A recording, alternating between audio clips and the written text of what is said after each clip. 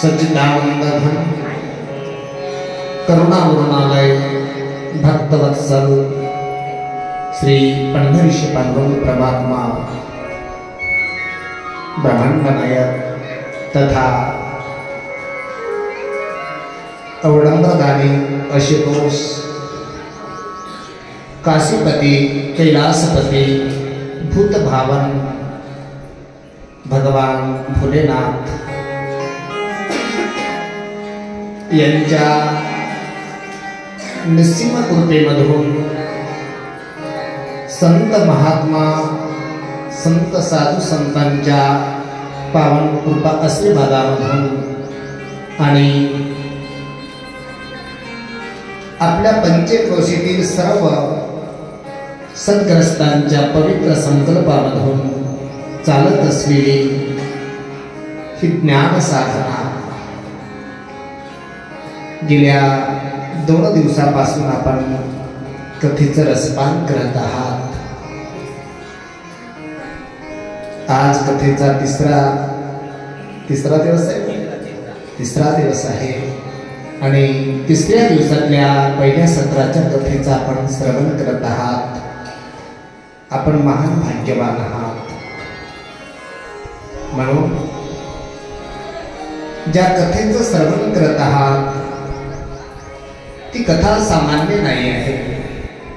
ज्या कथेचं श्रवण करत आहात त्या कथेची अधिष्ठान देवता सामान्य नाही आहे। सर्व देवांचा जो देव महादेव भगवान सांब सदाशिव भोलेनाथ यांची परम पावन पुनीत कथा आपण श्रवण करत आहात। शिव महापुराण कथा ही तुमच्या जीवनातलं दुःख नाहीसं करणारी कथा आहे। शिव महापुराण कथा ही तुमच्या जीवनातल्या अडचणी प्रश्न यांची उत्तरं मिळवून देणारी कथा आहे। शिव महापुराण कथा आध्यात्मिक आधिदैविक आधिभौतिक त्रिविध तापाचा नाश करणारी ही शिव महापुराण कथा आहे। शिव महापुराण कथा साधकासाठी भक्तासाठी एक चिंतामणी आहे। शिव महापुराण कथा एक कल्पतरूचा वृक्ष आहे। शिव महापुराण कथा एक भवरोगावरची दिव्य औषधी आहे।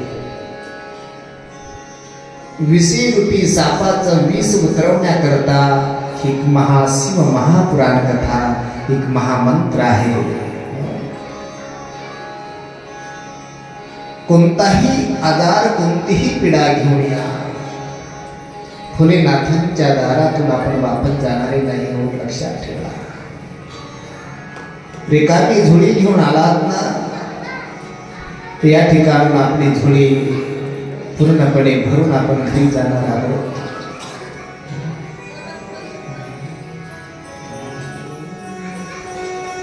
दान कहो शंकर समनाही अशी प्रमुख कथा। कथेचं श्रवण करण्यापूर्वी जगद्गुरु तुकाराम महाराजांनी सांगावं, कथेचं श्रवण करत असताना ताटात पूजेचं साहित्य कमी असलं तरी चालेल। कथेचं श्रवण करत असताना एखाद्या वेळेस स्नानादिक विधी चुकला तरी चालेल, परंतु तुमच्या पवित्र चित्ताची मात्र नितांत गरज आहे। का कथा त्या ठिकाणी राहू शकते। तुम्हाला उदाहरण सांगेन, आताच्या युगामध्ये प्रत्येकाच्या जवळ अवयवासारखा एक मोबाईल प्रत्येकाला जोडलेला आहे। लक्षात ठेवा, त्या मोबाईलमध्ये एखादी कोणता फोटो निघत नसेल, कोणतं काही बसत नसेल तर आपल्याला काय करावं लागतं? याचं उत्तर माहिती आहे तुम्हाला, शिकलेले आहात तुम्ही। त्या मोबाईल मधला जो डाटा आहे, जी मेमरी आहे, ती काय करावी लागणार आहे? नवीन टाकायचं म्हटल्याच्या नंतर पहिली डिलीट करावी लागणार आहे। दुसरं टाकायचं म्हटल्याच्या नंतर व्हॉट्सअपमध्ये आलेले फोटो असतील चाहे काही असतील डिलीट करावं लागतं की नाही? त्याचप्रमाणे त्याच पद्धतीने संसार रूपी आपली मेमरी, आपला फोन हँग झालेला आहे, बंद पडलेला आहे आणि शिव महापुराण कथा आपल्याला त्याच्यामध्ये घ्यायची आहे. तर काय करावं लागेल? आपला संसार जो आहे तो आपल्याला डिलीट करावा लागणार आहे, चित्ताची शुद्धता करावं लागणार आहे. आणि चित्ताच्या शुद्धीसाठी जगाच्या पाठीवर सर्वश्रेष्ठ एक उपाय आहे. सततं कीर्तयन्तो मां यदन्तस्य दृढव्रतः. सततं कीर्तयन्तो मां यदन्तस्य दृढव्रतः नमस्यन्तस्य मां भक्त्या नित्ययुक्ता उपासते. तरी कीर्तनाचे नटनाचे नासवी व्यवसाय प्रायश्चित्ताचे जे नामचे नाही पापाचे ऐसी केले असे ज्ञानेश्वरीमध्ये वर्णन आहे. म्हणून प्रत्येकाने अंतःकरण शुद्धीसाठी जसं म्हणता येईल, भगवंताला आवाजाची तालास्वराची अजिबात गरज नाही आहे दादा. माता शबरीनं प्रभूचं भजन केलं. त्या डोंगरामध्ये कोणतं संगीत होतं, कोणता पॅड होता, कोणता तबला होता?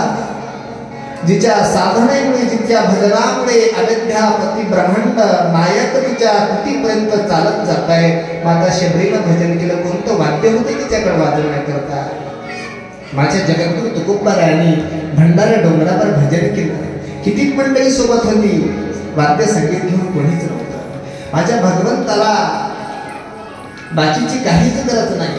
जगद्गुरु तुकोबारायांनी म्हणावं, नाही जरी तुझं मधुर उत्तर दादा, तुला गोड आवाज नसेल, मधुर गाता येत नसेल चालेल, नाही सुस्वर दिलेला देवी भगवंताने तुला स्वर चांगला दिला नसेल, परंतु आई अरे नाही तया विन भुकीला विठ्ठल.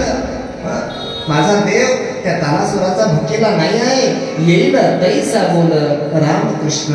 जसं म्हणताय तसं भजन करावं, हाताने टाळी वाजवावी. अरे हा कथीचा मंच जो आहे ना, हा बुद्धिमानाचा मंच नाही आहे, बुद्धिमानाचा तेज नाही आहे, हा पागल लोकांचा तेज आहे, वेड्या लोकांचा संच आहे, वेड्या लोकांचा मंच आहे, हुशारांचा नाही. अरे लोक कही मीरा भैरी बाबरी, बाप कही कुल नासिरे, येड्या लोकांचा मंच आहे. अरे भजन करता करता अगदी देहभान विसरून जावं की आमचं भजन, आमचा दिलेला आवाज माझ्या भगवंतापर्यंत, आर्त भावनेनं केलेलं भजन भगवंतापर्यंत पोहोचत असते. लक्षात ठेवा, वैभवाचं भजन नाही तर अंतकरणातून केलेलं भजन माझ्या भगवंतापर्यंत जात असते. ज्यावेळेस अंतकरण पूर्वक भजन होतं, अष्टसात्विक भाव तुमच्या शरीरावर निर्माण होतात. कधीतरी भगवंताच्या स्मृतीमध्ये, आठवणीमध्ये कळत न कळत आमच्या गालावर कधी अश्रू खाली येत असतील ना, त्यावेळेस आमच्या अंतःकरणाची शुद्धी होत असते, आम्ही पवित्र होत असतो. असं भजन कथा श्रवण करण्याकरता नितांत गरजेचं आहे. म्हणून मला हे म्हणायचं आहे, भजन करताना प्रत्येकानं टाळी वाजवावी, मुखाने ओम नमः शिवाय नावाचा जप करावा. दादा समोर म्हणतील, आपण सर्वांनी मागे म्हणायचं आहे, नमः शिवाय नमः शिवाय, हरि हरि बोले नमः शिवाय. Hare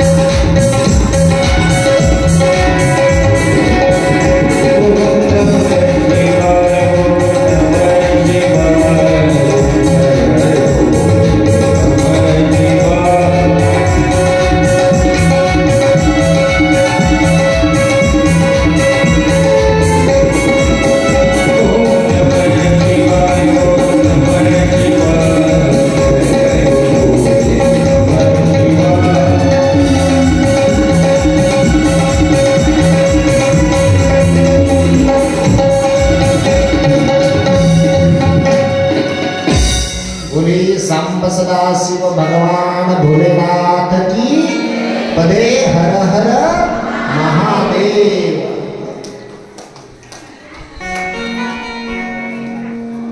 श्रीमद भागवत कथेमध्ये एक श्लोक आहे, सच्चिदानंद रूपाय विश्वोत्पत्त्यादिहि तमे तापत्रय विनाशाय त्याच पद्धतीने अत्यंत मंगल जात समान भाव शिवतत्वाचं वर्णन करत असताना श्लोक आहे। अत्यंत शब्दाचा अर्थ आहे शिव कसे आहे, शिवजीचं स्वरूप कसे आहे। अत्यंत ज्याचा आदिही नाही, आदी म्हणजे बघा अंत त्याचा असतो, ज्याची सुरुवात आहे मरण त्याचं आहे, ज्याचा जन्म आहे त्याचं मरण आहे, ज्याला जन्म नाही त्याला मृत्यू नाही, आणि ज्याची सुरुवात नाही त्याचा शेवट नाही। असे निर्गुण निराकार परमतत्व शिवजी कसे आहे, अद्यंत आहे, आदि नाही, अंत नाही, नाम रूप गुण विकार रहित परम तत्व ते शिव। कल्पित भेदाने देवी देवतांचं वर्णन करत असताना आपल्याला भिन्नपणा वाटत असतो, वेगळेपण वाटत असतं। कल्पित भेदाने विचार करा, वेगळं वाटतं, वास्तविक भेदाने विचार करा, सर्व एक। कल्पित भेद आणि वास्तविक भेद याचं उदाहरण असं आहे, जिलेबी, गुलाबजाम, लाडू, बुंदी प्रकार किती झाले? किती प्रकार सांगितले? 4। चारही प्रकाराचं स्वरूप भिन्न भिन्न आहे। बुंदी छोटी छोटी आहे, गुलाबजाम थोडे जाड आहे, जिलेबी टेढ़ी आहे। प्रत्येकाचा कलर भिन्न भिन्न आहे, आणि प्रत्येक त्याचा स्वाद चाखल्याच्या नंतर त्याचा आनंद जो प्राप्त होतो त्या चवीचं नाव काय आहे? त्या चवीचं नाव आहे गोड, मधुरता, गोडी। आणि पदार्थ भिन्न आहे, पण याच्यामध्ये जे गोड नावाचं तत्व आहे ते काय आहे? एकच आहे, साखर। राष्ट्रसंत तुकोदास महाराज एक सुंदर पद गायले आहे, एकच तंतु नाना पंतो चोळ्या आणि दुगडे जगात या ब्रह्म असे उघडे। अरे एकच माती, एकच माती नाना भिंती विटा आणि सुगडे जगात या ब्रह्म असे उघडे। रामचरित मानस मध्ये या तत्वाचा विचार करा, गोस्वामी तुलसीदासजी सुंदर लिहित आहेत। बिनु पग चलहि सुनहि बेनु काना, बिनु पग चलहि सुनहि बेनु काना, कर बिनु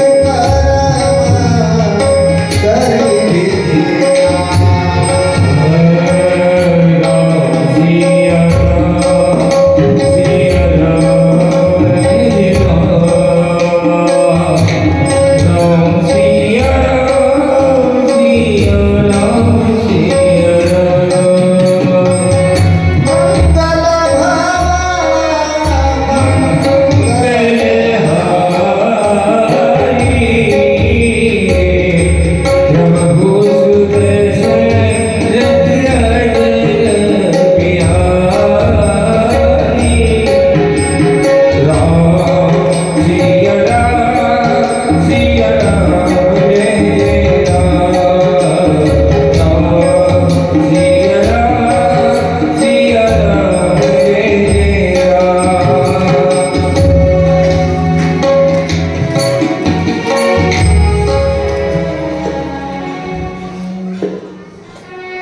बेणू पग चलही बिन पायाने जे चालतोय ना ते ब्रह्म आहे ते शिव बेणू पग चलही सोनाही बेणू काना त्याला कान नाही ऐकला तरी पण सर्व ऐकू शकता मनोगत ओळखी मुंगीची मुंगीच्या मनातली संकल्पना ओळखणं हे माझे शिवजीची आध्यात्मिक शक्ती बिनु पग जलही सुनही बिनु काना कर बिनु कर्म करही हात नाही त्यांना पण सृष्टीची रचना केली कर बिनु कर्म करही विधी नाना आनन सहित सकल रस भोगी बिनु वाणी बगता बड ज्योती कल्पित भेदाने आणि देवी देवता वेगळ्या असतील वास्तविक भेदाने एक आहे माझ्या काही माता मावल्या आहेत ज्यांना ही भाषा कळाली नसेल त्यांच्याकरता एक उदाहरण सांगेल तुम्हाला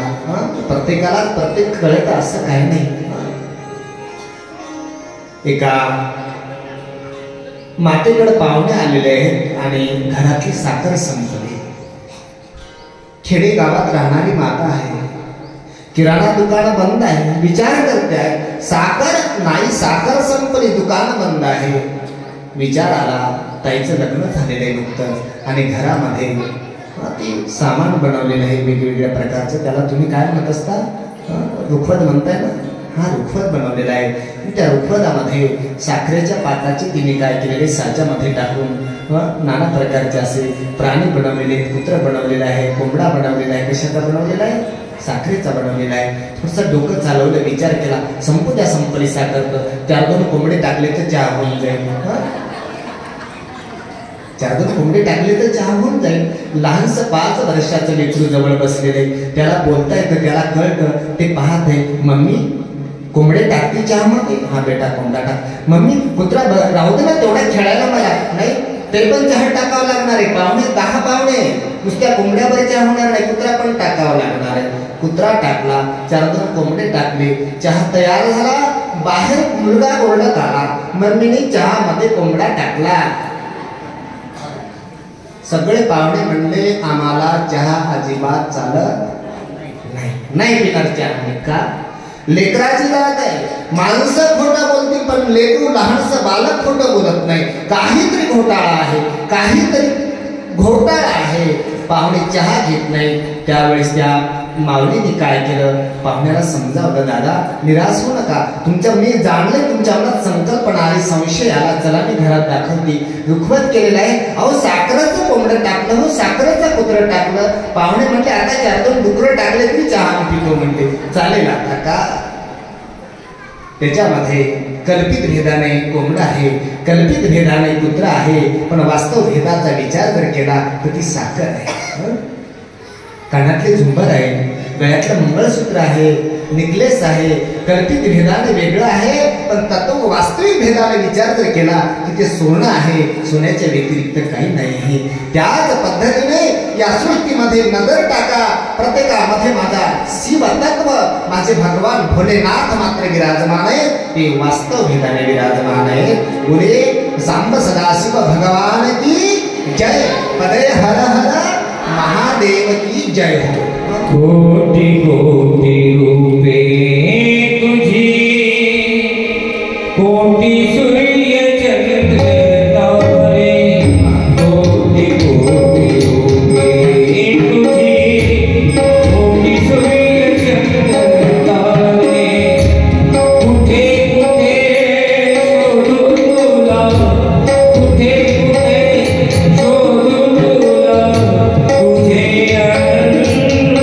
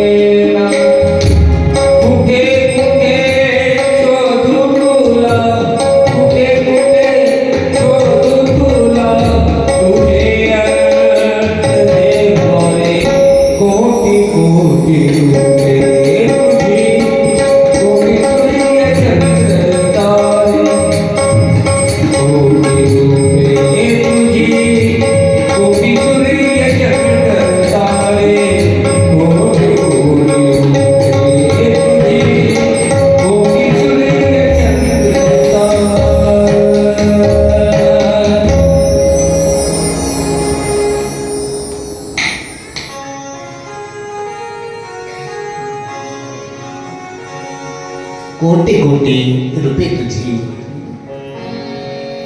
कोटी सूर्य चंद्र तारे अनंत रूपामध्ये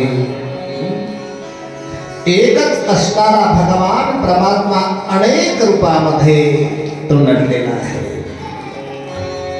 असे प्राण काशीपती विश्वनाथ औडंबरदानी आशुतोष कैलासपती सांब सदाशिव भगवान भोलेनाथ, त्यांचा आदिही नाही त्यांचा अंत नाही. भगवान भोलेनाथांची अनन्य शरणागती केल्याच्या नंतर तुमच्या जीवनामधून तुम्ही भयापासून मुक्त व्हा. भय नाम भीती. प्रत्येक जीवाच्या बाबतीत विचार करा. निर्भयपणे जीवन जगणार कोणीच नाही. कुणाच्याही पाठीमाग काय लागलेलं आहे? भय लागलेलं आहे, भीती लागलेली आहे, भीती लागलेली आहे. असं नाही कशाची ना कशाची भीती आहे. अरे ज्याचा जन्म झालाय ना, नुकता जन्म 4-5 दिवसाचं बालक, त्याला काही काळजी आहे का? घरात आणायचंय का त्याला काही? त्याला काही कुणाचं घेण्या देण्याचा विचार आहे का? काय विचार आहे? तरी पण काठी धावत येते. मम्मी बाळ काय करते आता? दचकते की नाही? तुम्ही त्याला काय म्हणता? दचकते म्हणताय. आई बघ दचकते, भीती आहे त्याच्या मनात. जन्मलेल्या जन्म झालेल्या बालकाच्याही मनात भीती आहे. का? अनंत जन्माची स्मृती त्याच्यामध्ये विद्यमान आहे. अनंत जन्माची कितीतरी जन्म फिरत आलेला तो जीव, भयानक ग्रासित झालेला, पीडित झालेला जीव, डोळे बंद केले की कधी दचकते आहे, कधी हसते आहे. थोडं मोठं झालं, उभं राहत असताना अगदी घाबरण्यासारखं करतंय. का? उभं राहता येतं त्याला, पण पडण्याची भीती. उभं राहण्याच्या नंतर मी पडतो की काय? त्या लेकराला वाटतंय. भिवू नकोस, उभा राहा. सुंदर अशा आमच्या माता मौल्या लेकरांना लावत असतात. बाबा उभा राहिला, ते म्हणताय का? कुणी नाही पाहिला. आमचा बाबा उभा राहिला, कुणी नाही पाहिला. त्याला उभं राहत असताना पडण्याची भीती आहे. थोडा मोठा झाला, शाळेत जाऊन पुस्तके घेऊन दिली. दादा अभ्यास कर बरं. तरी त्याच्या अंतःकरणात भीती आहे. शाळेत गेला की रिझल्ट कसा येतो त्याची भीती आहे.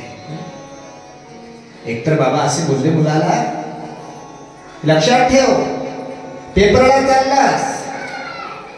समजून घेण्यासारखं बघा, सगळ्यांना कळेल असं काय नाही. पेपरला चाललास, रिझल्ट जर फेल आला, नापास जर झाला, तर तुझा माझा काही संबंध राहणार नाही. कोण बोलला? बाप बोलला. मुलगा तिकडून आला,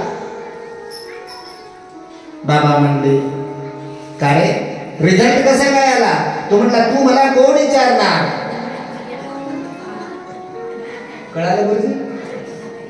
सगळ्याला कळलं काय झालं असेल. आता नापास झाला, त्याचा रिझल्ट कसा आला?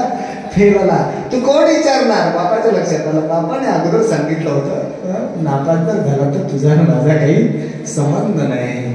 शाळेत टाकला, नापास, रिझल्टची भीती आहे. भरपूर समस्या आहे जीवनामध्ये.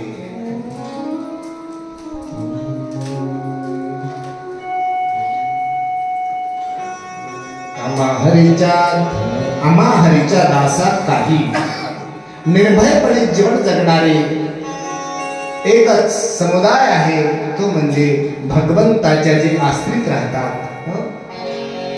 भगवान शिवजीच्या जे आश्रित आहेत, भगवान श्रीकृष्णाच्या आश्रित आहेत, माझ्या प्रभू रामचंद्राच्या जे आश्रित आहेत ते ना, त्यांना मात्र कसल्याही प्रकारची भीती नाही आहे. का? आणि आम्ही ज्याचा आश्रय घेतो, भयातून मुक्त होण्याकरता आम्ही ज्याचा आश्रय घ्यावा तो जर भयानक ग्रासित असेल तर आमची काय तो सुटका करणार आहे? तो आमची काय सुटका करणार आहे? लक्षात ठेवा. ते दृष्टांत देऊन नाही सांगणार. आम्ही सर्वजण कशासोबत जोडलेले आहोत? तर स्वार्थासोबत जोडलेले आहोत. रामचरितमानस मध्ये एक चौपाई आहे. स्वार्थामिता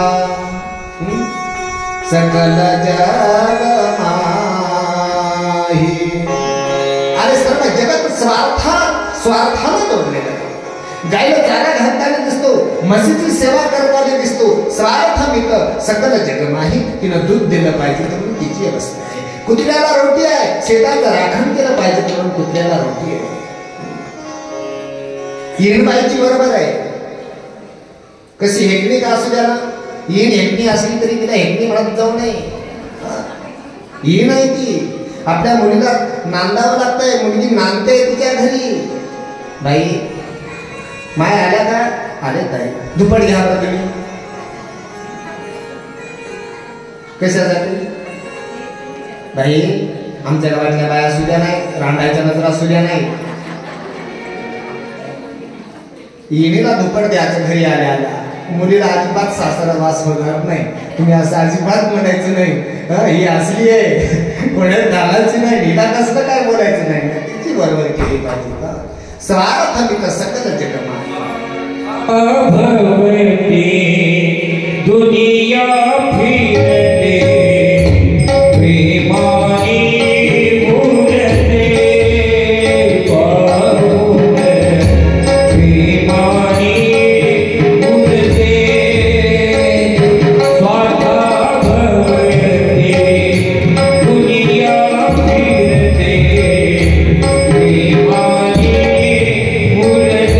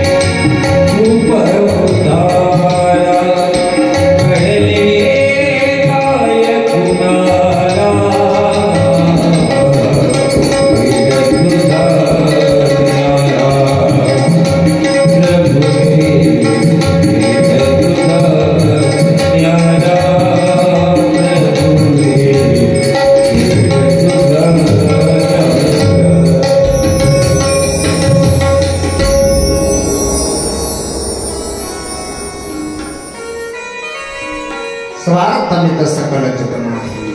प्रभू खील तुझा, प्रभू खील तुझा न्याला. परंतु माझे भगवान भोलेनाथ ज्यांच्या पावन दरबारामध्ये आपण कथा करत आहोत ना, त्या कोलांटेश्वराच्या चरणाजवळ आपण आश्रित झालात ना. माझ्या भोलेनाथाला तुमच्याकडून कसली अपेक्षा नाही. दानी कहो शंकर समनाई. बस तुम्हाला जशी नशा चढलेली, प्रत्येकाला बेसन त्याला नशा म्हणतात. माझ्या भगवान भोलेनाथांना एक नशा चढलेली. कोणती नशा आहे? देण्याची नशा. आला की रिकामा नाही गेला पाहिजे. दारात आले रिकामा नाही गेला पाहिजे. कोण असणार आहे? अरे एकदा जर आपल्या घरात कोणी मागण्यासाठी आलं ना, एकदा दोन वेळा दिलं, तिसऱ्या बारीला आलं ना, तर आपलं कंपाळ मात्र सरळ राहणार नाही. आपल्या कपाळावर आढ्या पडल्याशिवाय राहणार नाही. पण दारात मागण्या करता आल्याच्या नंतर जो प्रसन्न होतो त्याचं नाव माझे भगवान भोलेनाथ आहे. त्याचं नाव माझे भगवान सदाशिव आहे. माझे ओलांडेश्वर आहे. जो मागण्या करता गेल्याच्या नंतर, मागणारा दारात दिसल्याच्या नंतर जो प्रसन्न होतो माझ्या भोलेनाथाची आहे. आणि देवी देवताच्या पूजेच्या बाबतीत विचार करा. माँ जगदंबाची घटस्थापना मी विचार करतो आहे. कथा शिवपुराणाची चालू आहे, पण एक बेलाचं पाणी सापडत नाही आपल्या ओलांड्यामध्ये. येता येता एखाद्या मातेकडे चला, एखादं आणते. दररोज कोणीतरी पुष्पांजलीसाठी बेल मंत्र.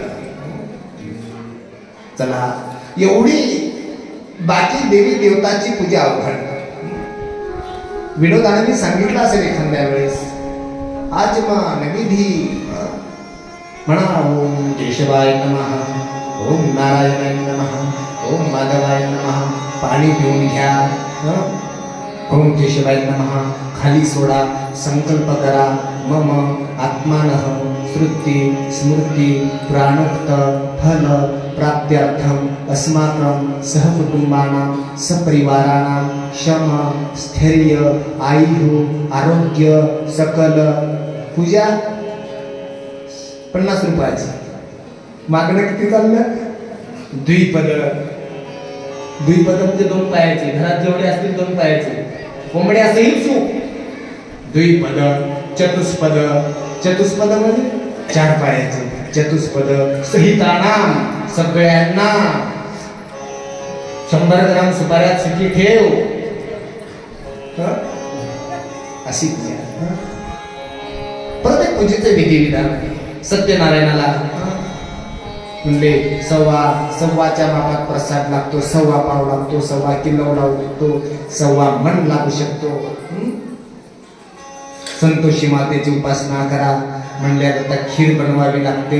चण्याची भाजी बनवावी लागते. खंडोबाची पूजा करा म्हणजे अंक लागतं, हे लागतं, ते लागतं. परंतु माझ्या भगवान भोलेनाथाची पूजा करण्याकरता असं काहीच लागत नाही. काहीच लागत नाही. बस ताट सुद्धा आणू नका घ्यायचं. ताटही आणू नका. मनवा मनवा मनवा मनवा खेती करो हरिना. पैसा न लागे रुपया न लागे न लागे कवली कवली. पैसा न लागे रुपया न लागे न लागे कवली कवली. मनवा मनवा मनवा मनवा खेती करो हरिना की. खेती करो हरिना की.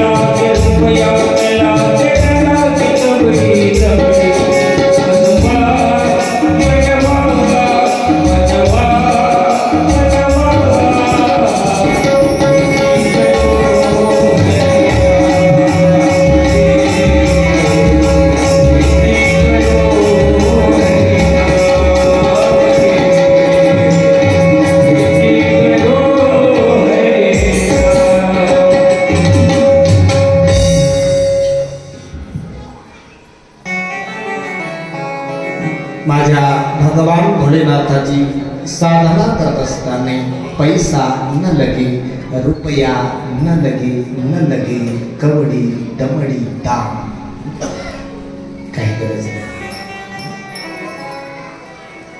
भगवान भोलेनाथाची पूजा करायची, काही तयारी नाही. एक रिकामा ग्लास, रिकामा गडवा तर भेटेल आपल्या घरात. रिकामा गडवा नाही जरी भेटला तरी 2 हाताची उंजूळ जरी केले ना तरी माझ्या भगवान भोलेनाथाला प्रिय आहे. माझ्या भगवान भोलेनाथांना, माझ्या शिवजीला 56 भोगाची गरज नाही आहे. बस कृपाळू आहे. भोगाची अजिबात गरज नाही. अरे पाणी मंदिरातलं चालता चालता एखादं त्याला धोत्रा म्हणतं, कोणी धतुरा म्हणतं, त्याचं एखादं पुष्प, चालता चालता बेलाचे पान, नाही सापडलं शमीचं पान, अर्पण करा, नमस्कार करा, प्रसन्न होऊन जाता, अगदी प्रसन्न. हे भोळ्या शंकरा थोडस जास्त पत्रम पुष्पम फलम तोयम यो मद्भक्त्या प्रयच्छति तदहं भक्त मश्नामि प्रियता यत् करोषि यदस्नासि यज्जुहोसि ददासि यत् तपस्यसि कौन्तेय तत्कृष्ण मदर्पणम्. अरे देव म्हणतो बाबा, सगळ्या गोष्टीच्या अडचणी असतील, पाण्याची तर अडचण नाही ना, पाणी सगळीकडे उपलब्ध आहे ना, उदकाचं ते तव साकडे नदी नकी. अर्जुना, पाण्याची तर अडचण नसेल ना. अरे ज्याने मला जे काही अर्पण केलं, कैलास पर्वतापेक्षा स्वर्गापेक्षा कोटी मंदिर निर्माण केल्यानं जेवढे देव प्रसन्न होतात, एवढे भोलेनाथ एक मंजुळभर पाण्यानं प्रसन्न होतात. माझ्या भगवान भोलेनाथाची महिमा आहे, माझ्या शिवजीची महिमा आहे. जी गती प्राप्त करण्याकरता, जे पद प्राप्त करण्याकरता अनंत जन्म, अनंत कोटी जन्म साधना करावी लागते. विष्णूच्या भक्ताला, हरीच्या भक्ताला जे पद प्राप्त करण्याकरता कोटी जन्म साधना करावी लागते, ती गती माझ्या भगवान शिवजीच्या आश्रित राहणाऱ्या लोकांना प्राप्त होत असते. आपण भाग्यवान आहात. पुणे वाराणसी पाहिली असेल, चाहे पाहिली नसेल, वाराणसीच्या कमीत कमी 4-5 किलोमीटरहून उडत जाणारे पक्षी, कुठून? वाराणसीच्या 4-5 किलोमीटरहून उडत जाणारा पक्षी, कळसाची हवा जरी त्याला लागली तरी माझे भगवान भोलेनाथ त्याच्यावर कृपा करतात की तो माझ्या अधिकाराचा आहे, त्याला माझी भक्ती घडलेली आहे. तो पक्षी जरी असेल, तो कीटक जरी असेल, तर ते अधिकारी. काशीमध्ये निवास करणारे कीटक, वाराणसीमध्ये निवास करणारे कीटक, मुंग्या असतील, झुरळ असतील, पाली असतील, त्याही पण महान भाग्यवान आहे. माझे भगवान भोलेनाथ त्यांच्यावर सुद्धा कृपा करतात. ही माझ्या भोलेनाथाची महिमा आहे. अरे मागण्याकरता जायचं असेल, भाषांच्या दारात जा. दान एक भूषण तर समसो नाही. अरे भगवंताकडे मागायचं असेल ना, मला तर एक असं वाटतं, एखाद्या वेळेस देणारा श्रेष्ठ आहे, पण मागणारा जर श्रेष्ठ नसेल. उदाहरण सांगेल तुम्हाला. पंतप्रधानाचं आगमन एका गावात झालं. रस्त्यावर भीक मागणारा एक व्यक्ती देशाच्या राजाने पाहिला, भीक मागतोय, अंगावर फाटके कपडे आहेत, परम भाग्य आहे. पंतप्रधानाला दया आली, निरोप पाठवला, सेवका हाती जा. तो भीक मागणारा तो भिकारी आहे, याचं काय त्याला सांगा. पंतप्रधान तुझ्यावर प्रसन्न नाहीत म्हणा, काय मागायचं तर मागून घे. आले तर माणसं, दादा भीक मागू नका, आता लोकाला रुपया 1.5 रुपया मागू नका, चला महाराज प्रसन्न झाले, काय मागायचं ते मागा. त्यांनी काय केलं, ज्वारीची शिळी भाकर मागून आणली होती. ते म्हणे मग पंतप्रधानाला म्हणा, जी ज्वारीची भाकर आहे ना, सोबत खाण्याकरता काहीच नाही, थोडंफार 1 ग्लासभर ताक मिळेल का विचारा त्यांना. काय मागितलं? ताक. देणारा कोण आहे?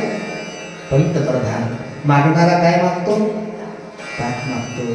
परत वापस पाठवलं, अरे जा कळालं नसेल त्याला म्हणा अरे राजा प्रसन्न आहे, काहीतरी टिकावं मान.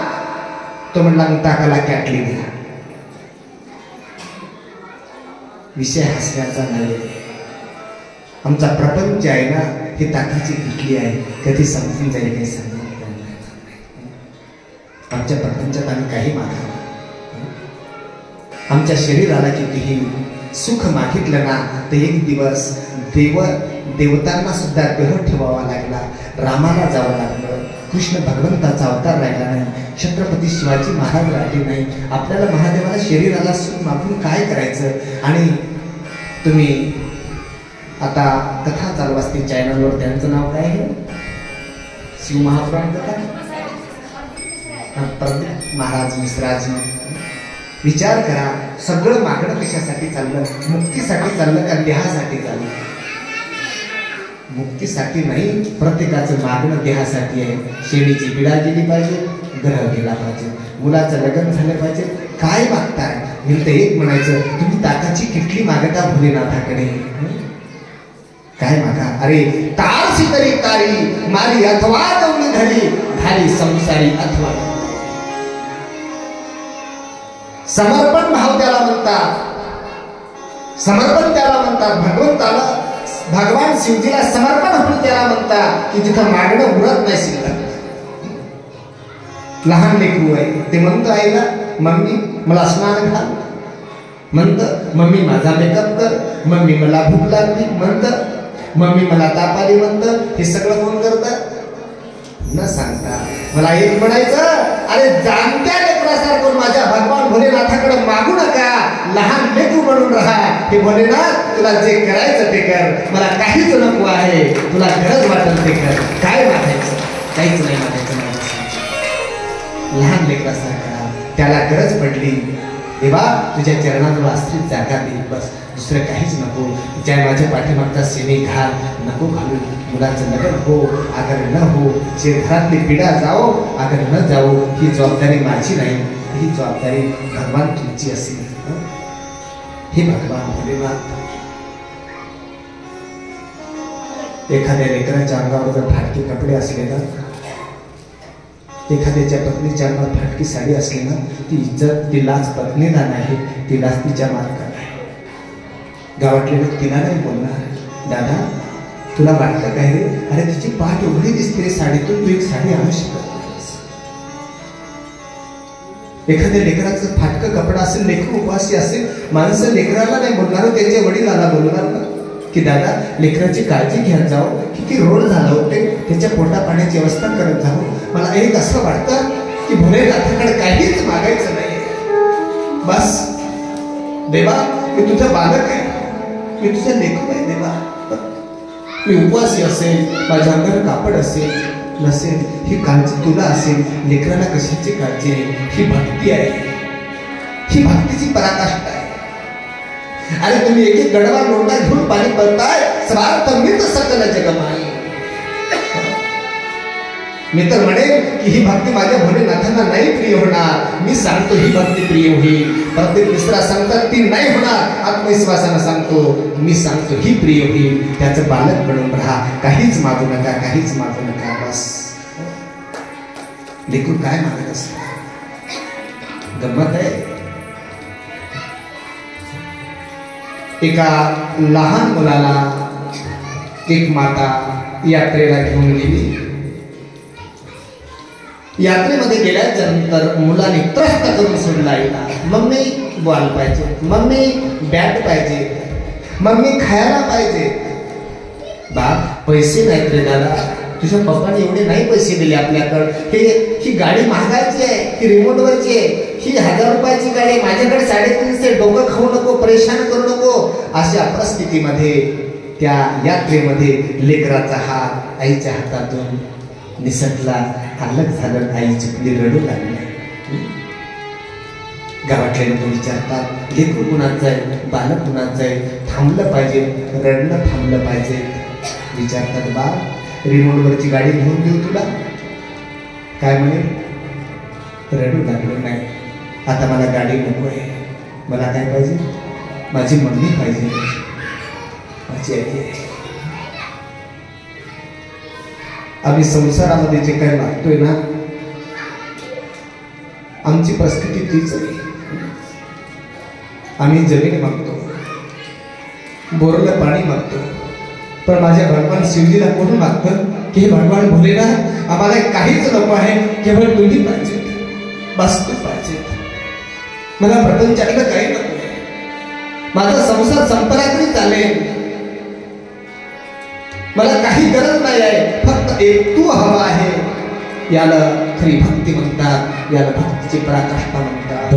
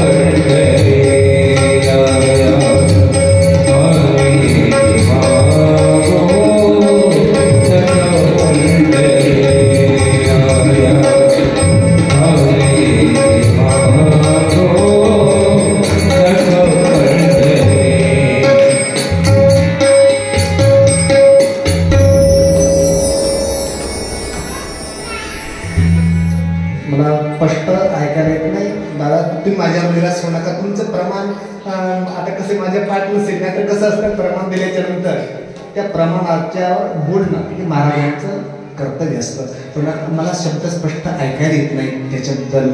प्रमाण तुम्ही म्हणत चला असं नाही, पण एखाद्या वेळेस नाही समजल्यामुळं मी त्याचं एखाद्या वेळेस जे समजलं ते सांगत जाईल. भक्ती खाली तुम्ही अनुसरा चांगलं गाताय.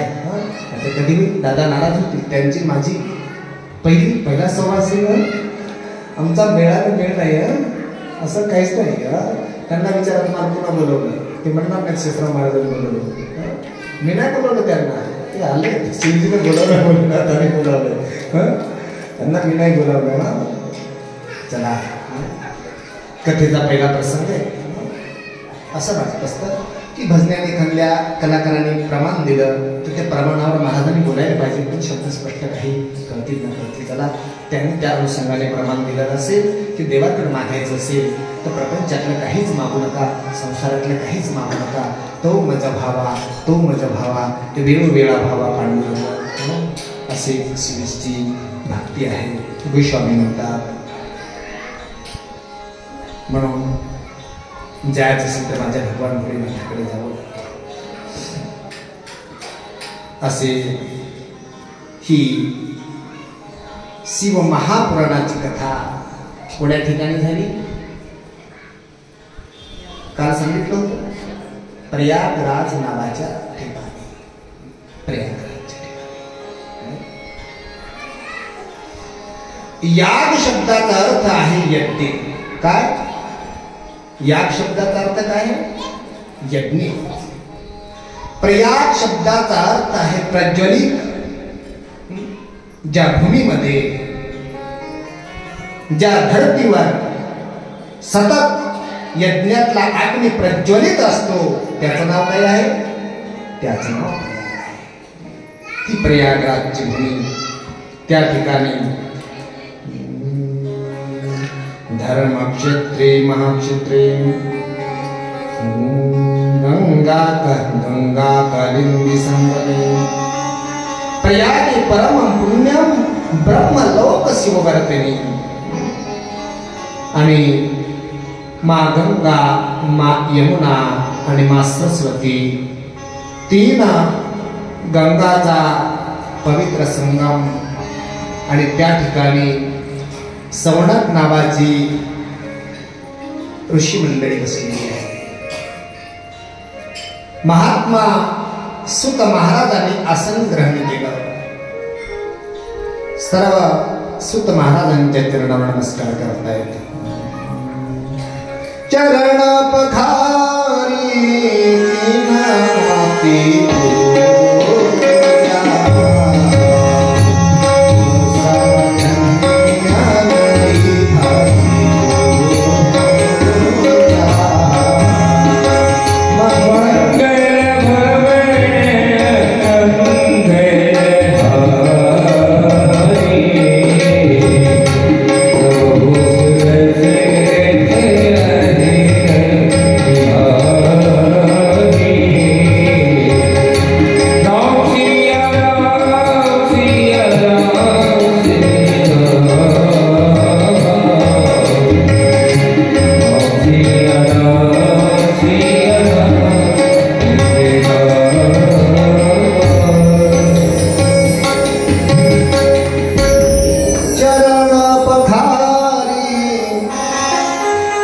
आती पूजा मो समधन्या नहीं अजिजा।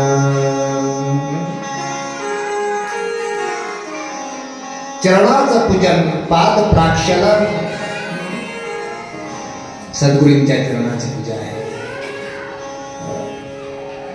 सद्गुरूंच्या चरणाची पूजा का गुरुवरांच्या रामकथेमध्ये एक सुंदर विषय आलेला आहे। माँ जानकी आणि प्रभू मर्यादा पुरुषोत्तम प्रभू रामचंद्र लक्ष्मण कंदमुळ आणण्याकरता गेले।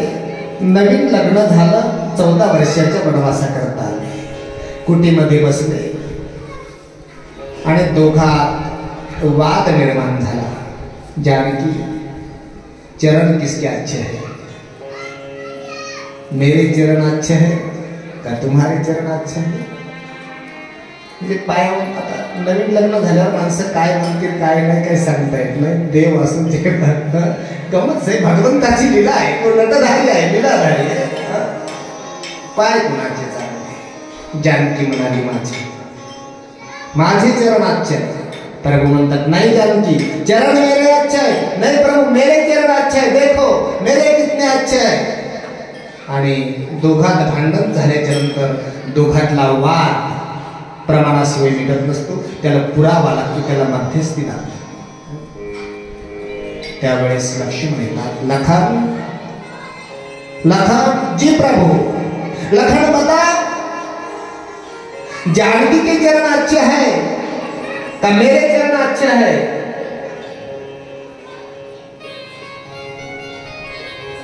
त्यावेळेस लक्ष्मण उत्तर देता भैया तुम्हारे चरण से माँ जानकी के चरण अच्छे हैं। कळालं तुम्हाला उत्तर? मधी बोलणारा माणूस खूप चालाक्ष असला पाहिजे, नाहीतर अवघड काम आहे। जानकीने टाळ्या वाजवायला सुरुवात केली। बा जीत कुणाची झाली? माझी झाली। त्यावेळेस लक्ष्मण म्हणतात माँ जानकी आप मत खुश हो इतनी, आपकी समझ में नहीं आया मैं क्या कह रहा हूँ। प्रभु के चरण से, आपके चरण अच्छे है, भगवान के चरण ना होते तो आपको चरण को कौन पूछता? माँ भगवान के चरण है इसलिए आपके चरण अच्छे है। ऐका, रामाचे चरण आहे, तुमच्या चरणामुळे जानकीचे चरण अच्छे है। आता बाजू माँ जानकीची पडली।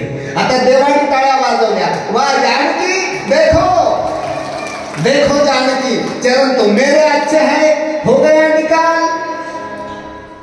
लक्ष्मण म्हणतात नाही देवा, चुप बसा, अजिबात बोलायचं नाही। तुम्हारे चरण अच्छे नहीं है, तुम्हारा आचरण अच्छा है, इसलिए तुम्हारे चरण अच्छे है। जिसका आचरण है उसके चरण है, नाहीतर आपले पाय आहेत। ज्याचं आचरण आहे, सद्गुरूच्या चरणाची पूजा, सद्गुरूच्या चरणाचं प्राक्षरण, पाद प्राक्षरण। कारण की सद्गुरूचं आचरण कसं आहे, त्यांचं चरण पूजण्याची लायकी त्याची आहे की ज्याचं आचरण पवित्र आहे, ज्याचं वागणं व्यवहार पवित्र आहे, त्याचे पाद पूजा। चरण पखारी की ना आती पूजा, मो समधन्य नाही आजी तुझ्या। नमस्कार केला आणि प्रश्न मांडला. प्राप्ते कलियुगे घोरे नरा पुण्य विवर्जिता दुराचार रता सर्वे सत्यव्रता परांगमुखः. हे गुरुदेव, आपल्या चरणावर आमची विनंती असेल गुरुदेव, या घोर अशा कलियुगामध्ये प्रत्येक जीव आपल्या वर्णापासून, आपल्या धर्मापासून संपूर्ण च्युत झालेले, दूर गेलेले आहेत गुरुदेव. आम्ही पाहत आहोत गुरुदेव, या संसारामध्ये, या घोर कलियुगामध्ये जिथे नजर टाकावी तिथे अनाचार दिसतो आहे, आचार दिसतो आहे. जिथे नजर टाकावी तिथे दुराचार, तिथे पापाचार पाहायला मिळतो, तिथे अनैतिकता पाहायला मिळते गुरुदेव. आणि या कलियुगाचा प्रभाव मात्र सगळीकडे झालेला आहे.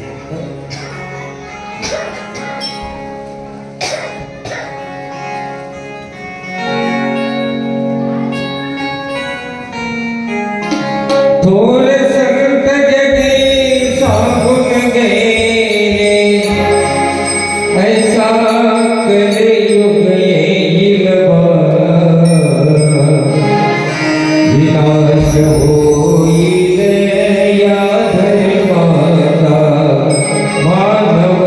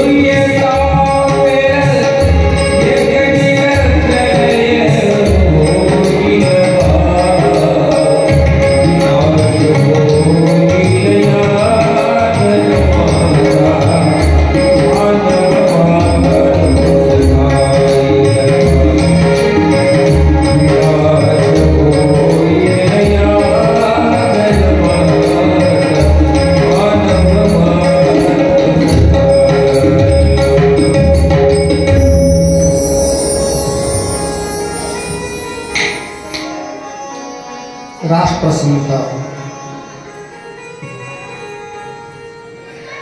तुकडोजी महाराज यांनी सुंदर पदामध्ये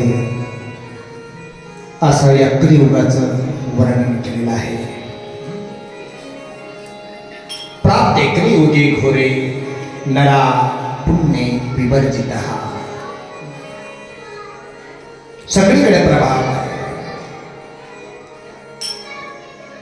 कर्माच्या बाबतीत विचार करा, बोलण्याच्या बाबतीत विचार करा,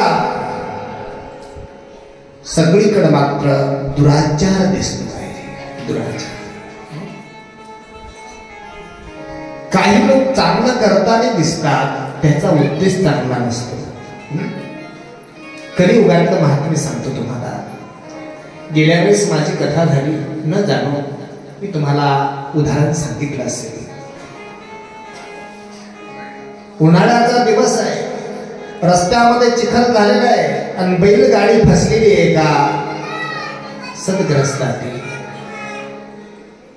तरणे बाण 4-5 मुलं आले. बाबा काळजी करू नका, गाडी आम्ही काढून देतो बाबा. आणि जोर लावून चिखलाच्या बाहेर गाडी काढून दिली. आणि विचार करा, काम पुण्याचं केलं की पापाचं केलं? सगळेजण कशाचं केलं का? म्हाताऱ्याची गाडी चिखलात बसलेली आहे. म्हातारा बोलू लागलं, दादा रे, धन्य तुमचे आई वडील आहेत, अशा लेकरांना जन्म दिला दादा. अरे आताच्या काळात कोण कुणाला मदत करत रे? अरे माझी गाडी फसलेली काढून दिली दादा, तुमचे उपकार आहे. तर तुम्ही सगळेजण तुला 100 घे, तुला 100 घे, तुमचे उपकार झाले. पोरं म्हणताय बाबा पैसे दिले तर चालतील, पण आमचे उपकार झाले असं मुळीच म्हणू नका बाबा. का म्हणली तर चिखलच नव्हता बाबा, आम्ही 10ची मोटर लावून पाणी आणलं, रस्त्यात चिखल केला. गाड्या फसवतोय आणि गाडी फसल्याच्या नंतर उन्हाळ्यात काय धंदा नाही. येणारी गाडी फसली की काढून घ्यायची, 100 रुपये घ्यायचे. पाणी विचार करा, दिसताना काय दिसतंय? पुण्य केलं, काय पाप केलं. दुराचारावरती सरली. एवढी सावधगिरी आहे, एवढी सावधानता आहे व्यवहारामध्ये. विचार करा, कोण काय करतो आहे, त्याच्या पाठीमागचा उद्देश काय आहे, याचं मूळ स्वरूप या कलियुगात कळणं मात्र फार अवघड आहे. अरे बसचा आता आमच्या माता मावल्यांना बसमध्ये प्रवास फुकट झालाय की नाही? म्हातारी माणसं चढली. पूर्वीच्या काळात ते काची चढली गाडी, स्टेजवर ते शब्द नको बोलायला मी. मुलांनी दस्त्या टाकून ठेवल्या. कशावर? सीटवर. विचार करा, शाळेतल्या मुलीला जागा देतील का म्हातारीला जागा देतील? हे दस्त्या टाकून ठेवणारे. म्हातारी करदोडा चष्म्याला बांधलेला तिचा मोठा चष्मा, तिला कोण बसू देणार आहे? म्हातारी म्हणली, काटे हो, जास्त हुशारपणा करत जाऊ नका. एक दस्त्या घेताय, गाडी प्रत्येक सीटवर बघते दसते. उद्या जर आली ना अख्खा लुगडा आखून म्हणली असती. तुम्हाला काय वाटते? उद्या दस्त्या घेऊन जणू गाडी बुकिंग करून ठेवली.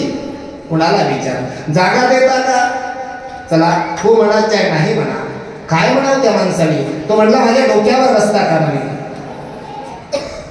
ही कलियुगाचं महात्म्य आहे. अरे नाही म्हण, जागा नसेल, ऍडजस्ट नसेल होत तर म्हण बाबा जागा नाही आहे, तुम्ही दुसरीकडे ऍडजस्ट करा. काय बोलतो चुकतं? पण तो तसं नाही बोलला. जागा डोक्यावर बसता का आमच्या? डोक्यावर बसता, बसा डोक्यावर आमच्या. अरे एवढं राग करण्याची जरूरत नाही दादा, जागा दिली पाहिजे ते कोणी करणार. दुराचाराला असतं नव्हे, वाणीने दुराचार.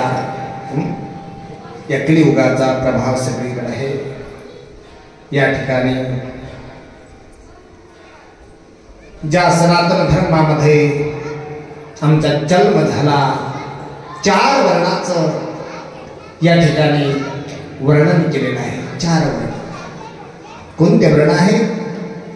क्षत्रिय वर्ण आहे, ब्राह्मण वर्ण आहे, वैश्य आहे आणि शूद्र आहे.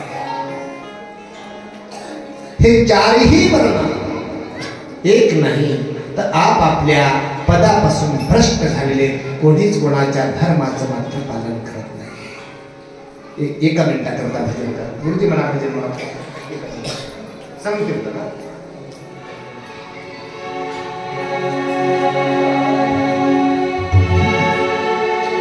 हरे राम हरे राम हरे राम हरे राम.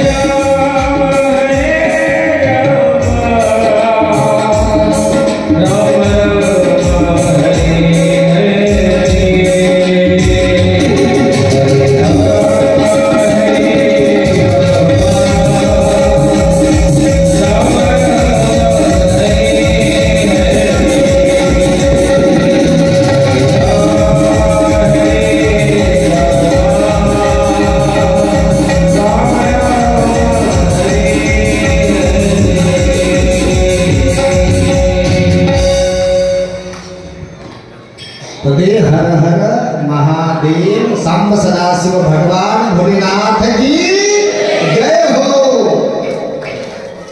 कलियुगाचं वर्णन आहे. ब्राह्मण आपल्या धर्मापासून च्युत झालेले आहे.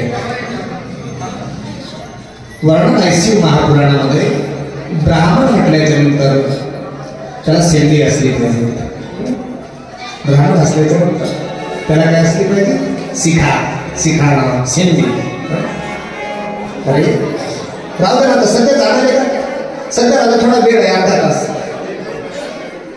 तास वेळ आहे. थोडासा वेळ होता, अर्धा तास. थांबवा थोडस, अर्धा तास वेळ आहे. आम्ही सांगितलंच नाही आणखी काही. थांबा, अर्धा तास वेळ आहे. गोपाल कृष्ण भगवान की जय. थोडस लक्ष ठेवता. आम्ही सांगतो तुम्हाला कधी यायचं. पदे हर हर महादेव भगवान भोलेनाथ की जय. मी बोलवल्याच्या नंतर या नंदू महाराज थोडेसे थांबा, अर्धा तास थांबा फक्त. शांतता ठेवायला थोडस. कसं काय गोंधळ झाला मस्त.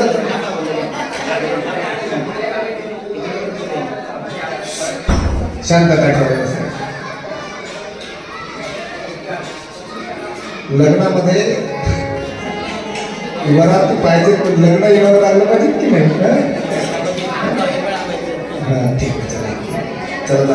आता मग धर्माचं वर्णन नाही सांगत, आता डायरेक्ट सांगतो तुमच्या समोरचं. कसं आहे, मला सवय आहे बारीक बारीक सांगायचं सगळं. चला, असं ब्राह्मण आपल्या धर्मापासून दूर गेले, क्षत्रिय आपल्यापासून धर्मापासून दूर गेले, सद्ग्रस्त आपल्या धर्मापासून दूर गेले. आता 3 गोष्टीमध्ये सांगायचं जर म्हटलं, क्षत्रिय काय, वैश्य काय, ब्राह्मण काय, शूद्र काय, सद्ग्रस्त कशाला म्हणतात. अख्खा दिवस आपला याच्यातच निघून जाईल. दादांची तयारी झालेली आहे. वेळ मिळाला तर तुम्ही लक्ष ठेवा की महाराज तुम्ही या 4 गोष्टी सांगता थोड्याशा बाजूला राहिलेल्या आहेत. मी एवढं सांगतो की 4ही वर्णन आपापल्या धर्मापासून मात्र दूर गेलेले आहेत. दूर गेल्याच्या नंतर त्यावेळेस त्याच्यामध्ये स्त्रीचा धर्म असेल आणि त्यावेळेस कलियुगाचं वर्णन झाल्याच्या नंतर महात्मा सुतजी महाराजांना प्रश्न करतात की हे भगवान भोलेनाथ, हे सुतजी महाराज आम्हाला सांगा, या सृष्टीची निर्मिती कशा पद्धतीने झाली? एक अभंग आहे, जेव्हा तेव्हाच नव्हते काही, जेव्हा तेव्हाच नव्हते काही, चंद्र सूर्य तारा नाही, चंद्र सूर्य तारा